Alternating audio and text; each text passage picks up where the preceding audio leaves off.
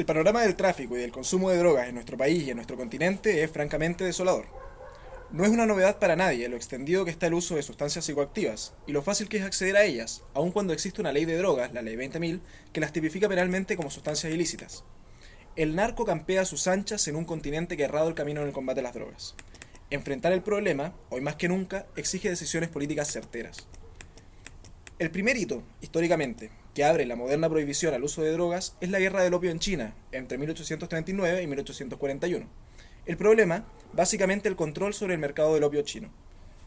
Explicado en breve, lo que pasaba es que se producía un desequilibrio en la balanza de pagos debido a la salida masiva de circulante metálico, plata, a raíz del accionar impune de narcotraficantes británicos en territorio chino.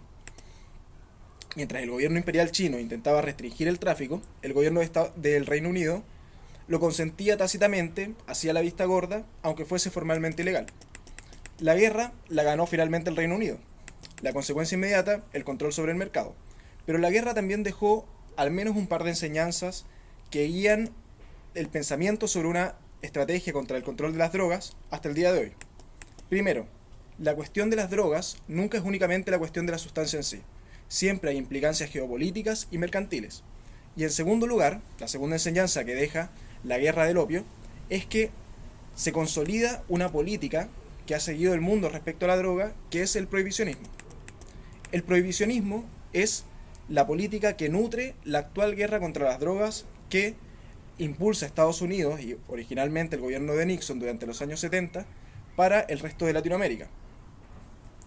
La política de guerra contra las drogas está orientada a la persecución de la producción, el comercio y el consumo de ciertas sustancias psicoactivas, a las que se atribuye el estatus legal de drogas prohibidas, en tanto drogas no medicinales, recreativas generalmente.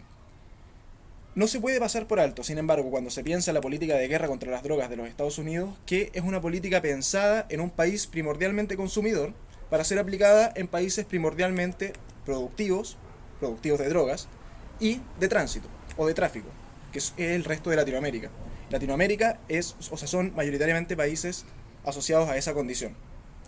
La idea subyacente a la prohibición es que mediante la estricta reglamentación y el uso de la fuerza se puede llegar a consecuencias positivas en cuanto a reducción de consumo. Sin embargo, Alfred Mackay, un pensador estadounidense, ya ideaba de manera muy temprana una crítica a esa política. Decía Mackay, la represión produce una caída en los suministros y eso aumenta el precio, estimulando la producción en el mundo entero. Básicamente la idea de Mackay es que al aumentar las prohibiciones se aumentaba también el riesgo que implicaba la comercialización de la droga, aumentando el precio, por lo tanto incentivando su producción. En Latinoamérica, la política de la guerra contra las drogas se instaló en los años 70 y ha dejado una estela de crímenes que desangra nuestros países. Sostengo que nuestros países lo que deben hacer es enmendar el actual rumbo que han seguido respecto al control de drogas e idear una estrategia que sea más inteligente.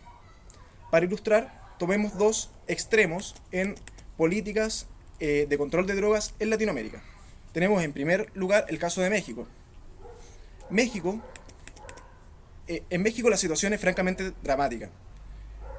Es el país con mayor índice de violencia contra periodistas a partir del año 2011. Cuenta con más de 120.000 muertes asociadas a carteles. Son importantes delitos como la trata de personas, el contrabando de armas, la masacre de inmigrantes, los secuestros, las desapariciones forzosas, las torturas, etc. Se ha generado una cultura en torno a la droga que corrompe a la totalidad de la población mexicana.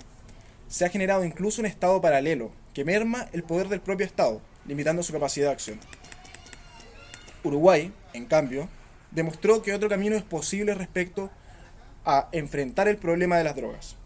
En diciembre del 2013 legalizó el uso recreativo, medicinal e industrial de la marihuana. Con ello, cualquier nacional o residente puede comprar en farmacias nacionales. Concretamente, la política de legalización le ha arrebatado al narco el 50% del mercado uruguayo, no disparó el consumo y permitió además aumentar los ingresos del Estado. Queda aún por perfeccionar, sin duda, pero los primeros resultados son muy positivos. Un cambio en perspectiva continental hoy es más urgente y necesario que nunca, porque la guerra silenciosa contra las drogas lo que ha hecho es desangrar año tras año a nuestras poblaciones, condenar a nuestros niños y niñas a la cultura del narco e inundar con toda su violencia nuestra sociedad.